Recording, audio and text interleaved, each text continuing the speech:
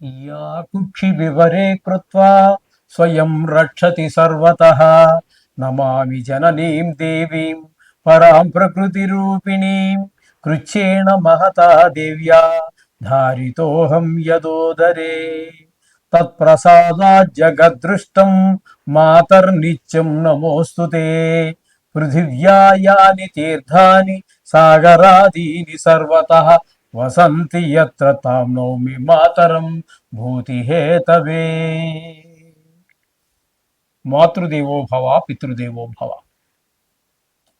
ఇప్పుడు మనము ఫిబ్రవరి నెల 2026 సంవత్సరంలో 1వ తారీఖు నుంచి 15వ తారీఖు వరకు, యాక్చువల్లీ నిజానికి ఫిబ్రవరి నెల 28 రోజులే పక్ష ఫలితాలు అన్నప్పుడు 14 రోజులు చెప్పుకోవాలి. కానీ ఆ సాంప్రదాయం మిగతా 11 నెలల్లో ఉండదు, కొన్ని సంవత్సరాల్లో కూడా ఉండదు. కాబట్టి ఈ మనము 15 రోజులుగా పక్ష ఫలితాలుగా ద్వాదశ రాశుల వారికి ఏ ఏ ఫలితాలు ఏ విధంగా ఉంటాయో సశాస్త్రీయమైన పద్ధతిలో తెలుసుకునేటటువంటి ప్రయత్నం చేద్దాము.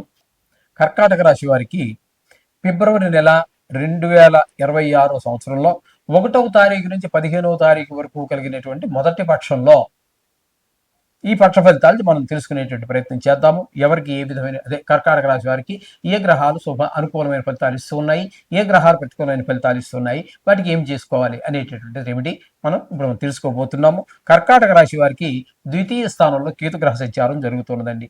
ద్వితీయ స్థానంలో కేతుగ్రహ సంచారము శుభఫలప్రదమైనటువంటి ఫలితములను ఇవ్వజాలదు.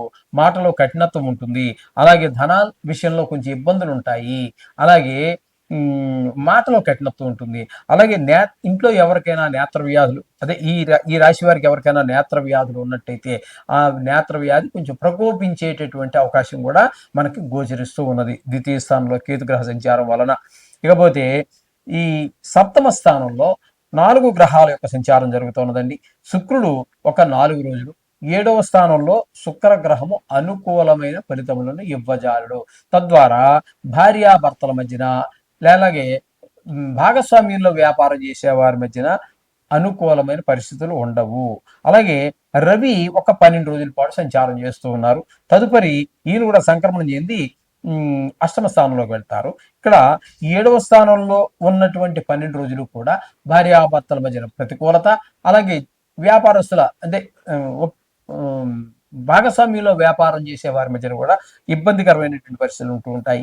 అలాగే 7వ స్థానంలో కుజుని యొక్క సంచారం, ఇది కూడా భార్యాభర్తల మధ్యన, అలాగే జాయింట్ వ్యాపారం చేసే వారి మధ్యన ఇదే ఫలితాలు ఇస్తూ ఉన్నారు. ఇక్కడ బుధుని కనుక తీసుకున్నట్టయితే 3 రోజులు ఉన్నారు. ఆ 3 రోజులు మాత్రం కొంచెం ఈయన ఆ భార్యాభర్తలు మరీ పోట్లాడుకోకుండా, అలాగే భాగస్వామ్యుల మధ్యన భాగస్వామ్యంలో వ్యాపారం చేస్తూ ఉంటారు కొంతమంది, వారి మధ్యలో కూడా కొంత ఈయన సారథిగా ఉండి కాస్త పెద్దగా గొడవలు పెద్ద కాకుండా, అభిప్రాయ వివాదాలు పెద్ద కాకుండా కాపాడుతూ ఉంటారు ఈ బుధుడు ఇక్కడ.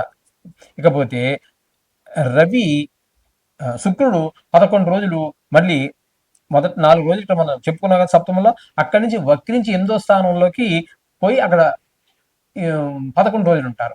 ఆ 11 రోజులు మనకి 8వ స్థానంలో శుక్ర భగవానుడు అనుకూలమైన ఫలితాలే ఇస్తాడు. 8వ స్థానంలో సుఫలితాలు ఇచ్చేటటువంటి గ్రహాలు 2, ఒకటి శుక్రుడు, 2 బుధుడు. ఇక్కడ శుక్రుడు తీసుకున్నట్టయితే 11 రోజులు ఇక్కడ 11 రోజుల పాటు సంచారం చేస్తూ ఉన్నారు 8వ స్థానంలో. ఆ 8వ స్థానంలో ఉన్న కారణంగా కొంతమందికి అన్ని భయంకరమైనటువంటి జబ్బు నుంచి అసలు ఆయన ఉంటారా చనిపోతారా తెలియనటువంటి పరిస్థితి, డాక్టర్లు ఏం చెప్పలేము అని చెప్పి చేతులు తీసినటువంటి వారు, అటువంటి వారు ఎవరైనా ఉన్నట్టయితే వాళ్ళని ఈ శుక్ర భగవానుడు తప్పకుండా కాపాడే ప్రయత్నం ఆయన వంతుగా ఆయన చేస్తాడు. అలాగే రవి యొక్క సంచారం కూడా ఒక 3 రోజులు జరుగుతోంది. అష్టమ స్థానంలో రవి సంచారం అనుకూలమైన ఫలితములను ఇవ్వజాలడు. అక్కడ కూడా కొంచెం ఎవరికో ఆరోగ్యం బాగలేని విషయాలు, అవమానాలు, పరాభవాలు ఇవన్నీ కూడా మనకి స్పష్టంగా గోచరిస్తూ ఉంటాయి. ధన నష్టం, కలహాలు ఇవన్నీ కూడా మనకి 8వ స్థానంలో రవి సంచారం వల్ల కలుగుతూ ఉంటాయి. ఇకపోతే 9వ స్థానంలో శనీశ్వరుని యొక్క సంచారం జరుగుతుంది మీనంలో. ఆ శనీశ్వరుని యొక్క సంచారం చెప్పుకోవాలి అంటే అది తండ్రి గారి ఆరోగ్యం విషయంలో కొంచెం ఇబ్బందికరమైనటువంటి పరిస్థితి ఉంటుంది. అలాగే గుళ్ళు గోపురాలకు వెళ్ళాలనుకుని మీరు టికెట్ బుక్ చేసుకున్నాం, 6 నెలలు అయింది, సంవత్సరం అయింది, ఇవేవి నడవండి. ఆయన మీకు అనుకూలమైనటువంటి యాత్ర పరిపూర్ణంగా సంపూర్ణంగా కానివ్వడం.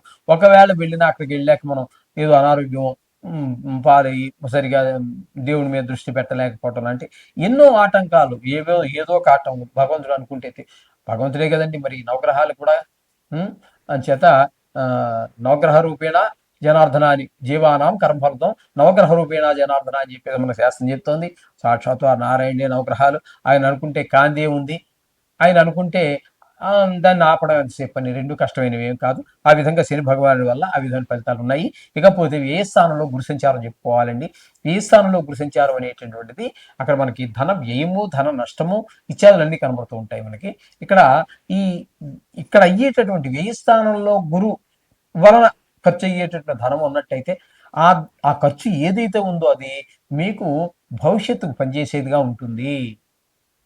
ఖచ్చితంగా అది ఏంటంటే ఒక ఇల్లు కొనటానికో, లేకపోతే ఒక టీవీ కొనటానికో, ఒక కారు కొనటానికో, ఒక గృహం కొనటానికో, లేకపోతే పిల్లల్ని ఏదో అబ్రాడ్ పంపించాలి చదువు కోసం దానికో, మొత్తం మీద ఆ ఖర్చు చేసినటువంటి ధనం మాత్రం సత్ మీకు సత్ఫలితాలే ఇస్తుంది. మంచి పనికే మీరు ఖర్చు పెట్టగలుగుతారు. ఈ విధమైన ఫలితాలన్నీ కూడా మనం ఈ మిథున రాశి కర్కాటక రాశి వారికి చెప్పుకుంటున్నాం. అయితే నిత్యము పూజించేటటువంటి ఇక్కడ మనకి అనుకూలంగా గట్టిగా అనుకూలమైన ఫలితాలు ఇచ్చేది ఒక శుక్రుడు కనబడుతున్నారండి.